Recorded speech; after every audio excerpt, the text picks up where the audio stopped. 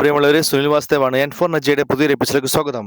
ഞാനിപ്പോൾ ഉള്ളത് തൊടുപുഴയിലാണ്. തൊടുപുഴ എന്ന് പറയുമ്പോൾ നമുക്കറിയാം ഇടുക്കി ജില്ലയാണ്. ഇടുക്കി ജില്ലയുടെ പ്രധാനപ്പെട്ടുള്ള ഒരു ടൗണാണ്, ഒരു വലിയൊരു സിറ്റിയാണത്. എല്ലാ ബിസിനസ്സും കാര്യങ്ങളും എല്ലാ ആവശ്യങ്ങൾക്കും വേണ്ടി ജനങ്ങൾ വരുന്ന ഒരു വലിയ സിറ്റിയാണ് തൊടുപുഴ. തൊടുപുഴ സിറ്റിയുടെ വ്യത്യസ്ത ഭാഗങ്ങളാണിത്. അത്യാവശ്യം തിരക്കും കാര്യങ്ങളും ബിസിനസ്സും വ്യാപാര സമുച്ചയങ്ങളും ഒക്കെ ഉണ്ട്. തൊടുപുഴ സിറ്റി എന്നുള്ളത് ഇടുക്കിക്കാരെ സംബന്ധിച്ച് അഭിമാനം തന്നെയാണ്. ഈ തൊടുപുഴ സിറ്റിയുടെ ഹൃദയഭാഗത്ത് തന്നെയാണ് തൊടുപുഴ ശ്രീകൃഷ്ണ ക്ഷേത്രം. അവിടെ തിരുവുത്സവമാണ്, ശ്രീകൃഷ്ണ ഭഗവാന്റെ തിരുവുത്സവമാണ് നടക്കുന്നത്. ആ ക്ഷേത്രത്തിന്റെ ഫ്രണ്ട് ഭാഗമാണ് ഇപ്പോൾ കണ്ടുകൊണ്ടിരിക്കുന്നത്. അതിന് മുന്നിൽ തന്നെ വലിയൊരു ആൽമരമുണ്ട്, അവിടെയൊക്കെ അലങ്കരിച്ചിട്ടുണ്ട്.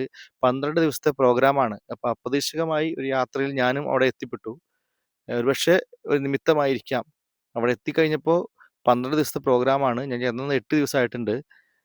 ഒരുപാട് മനോഹരമായിട്ടുള്ള കലാ പരിപാടികളും സിനിമാ നടി ശോഭന, അങ്ങനെയുള്ള ഒരുപാട് പ്രശസ്തരായ ആൾക്കാരുടെയൊക്കെ കലാപകരണങ്ങൾ രാവിലെ തുടങ്ങി രാത്രി വരെ ഉണ്ട്.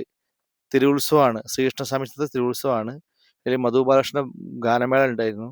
അതുപോലെ ഭരതനാട്യം, കുച്ചിപ്പുടി, രാവിലെയുള്ള പരിപാടികളുണ്ട്. ഭക്ഷണമൊക്കെ അവിടുന്ന് കഴിച്ചു. അതിൻ്റെ അടുത്ത് കൂടെ പോകുന്നതിനാണ് തൊടുപുഴ പുഴ.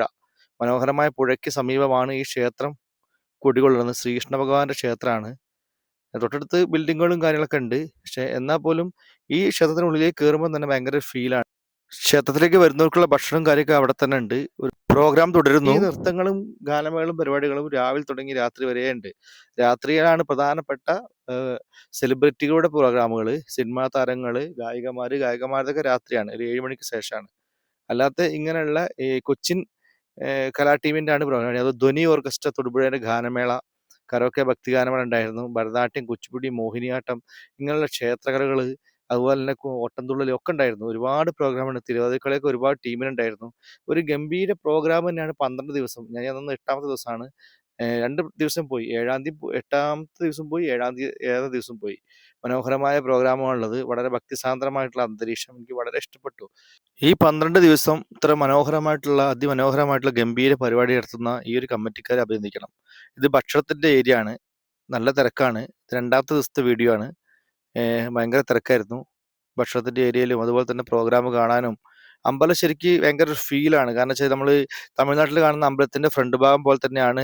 ചിത്രപ്പണികളും കാര്യങ്ങളൊക്കെ ഉണ്ട്. ക്ഷേത്ര കവാടത്തിൽ തന്നെ ശ്രീകൃഷ്ണ ഭഗവാനെയും അർജുനെയും കാണാം. മനോഹരമായിട്ട് ലൈറ്റിങ്സ് ഒക്കെ വെച്ചിട്ടുണ്ട്. രാത്രിയാണ് മനോഹരമായിട്ടുള്ള കാണാൻ രസമുണ്ടാവും. ഒരു ഭാഗത്ത് അയ്യപ്പസ്വാമിൻ്റെ ഫോട്ടോയും കയറി വരുന്ന ഭാഗമാണിത്.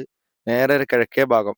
വീഡിയോ ഇഷ്ടപ്പെട്ടെങ്കിൽ നിങ്ങൾ N4 നജ ഒന്ന് സബ്സ്ക്രൈബ് ചെയ്യുക, കമൻറ്റ്, ലൈക്ക് ഒക്കെ ചെയ്യുക. ഓക്കെ.